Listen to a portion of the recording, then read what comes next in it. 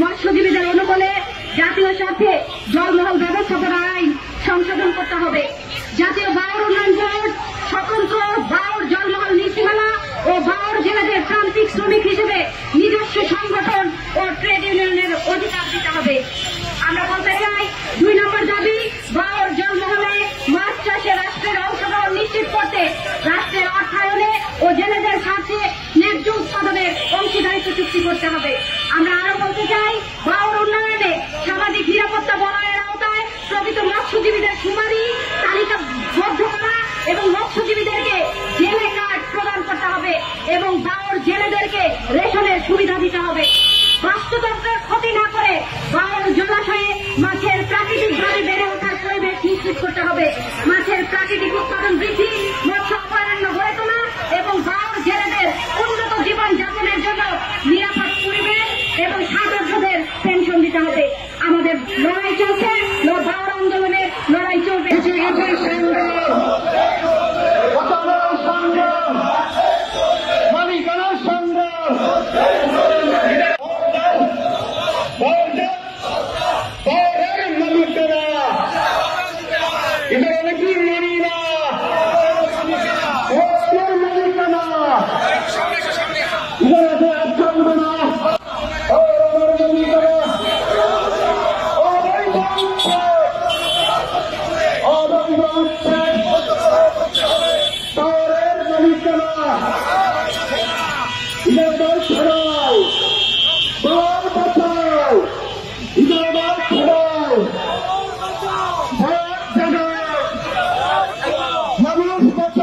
ইজারাদার খেদাও, ইজারাদার খেদাও, ইজারাদার খেদাও।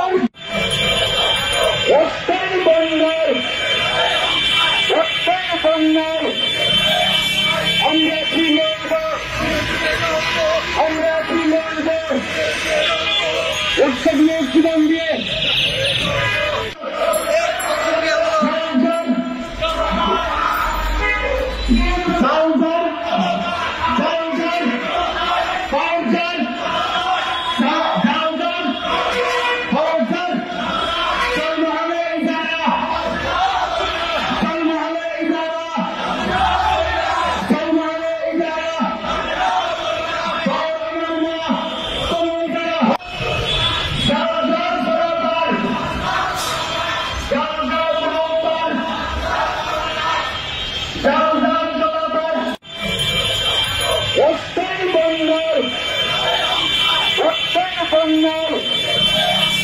আমরা কি লড়ব, আমরা কি লড়ব, উৎসব দিয়ে জীবন দিয়ে।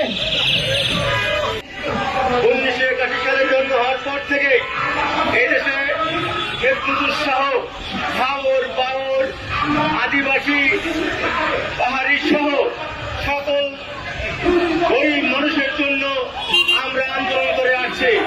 সংগ্রামী বন্ধুগণ, আপনারা ইতিমধ্যেই শুনেছেন যে হাওর বাওরে যে ইজারা প্রথা, এই ইজারার মাধ্যমে তারা বড় লোকদেরকে আরো বড় লোক করার সুযোগ দেয়।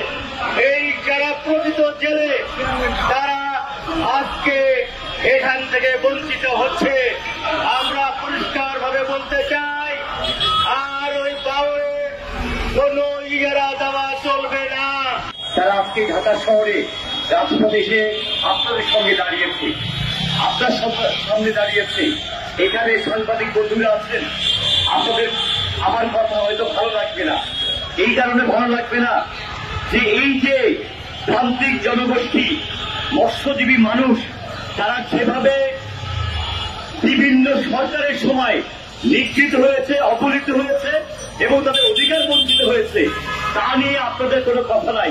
আমরা যারা মধ্যবিত্ত ঢাকা শহরে বসবাস করি, বিভিন্ন শ্রেণী পেশার কাজ করি, তাদেরকে নিয়ে আপনাদের হচ্ছে সকল ধরনের উদ্বেগের জায়গা, মিডিয়ার সকল ধরনের জায়গা। কিন্তু এই গরিব মানুষগুলো আপনারা জানেন নিজের পকেটের পয়সা খরচ করে তারা এই ঢাকা শহরে আসছে এবং ঝিনাইদহ থেকে শুরু করে সুনামগঞ্জ থেকে শুরু করে সব জায়গা থেকে আসতে ঢাকা শহরে থাকতে হাজার হাজার টাকা খরচ হয়, কিন্তু তারা কিন্তু জাল ফেলতে পারে না।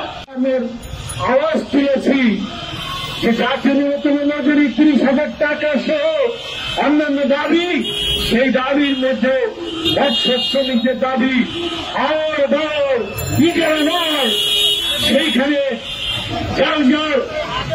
সরকার এবং বাংলাদেশের সংবিধান অনুসারিত সকলের কর্ম, তার মজুরি, তার বেঁচে থাকার দায়িত্ব রাষ্ট্রের উপর বর্তায়। সেই দায়িত্ব আপনারা পালন করবেন না অতীতের স্বৈরাচারদের মতো সেই পথ ধরেই হাঁটবেন, সেই প্রশ্ন আপনাদের সামনে আছে। এই বাউল আন্দোলন চলবে, আর বাউল আন্দোলন চলবে। আজকের অনুষ্ঠান সমর্থন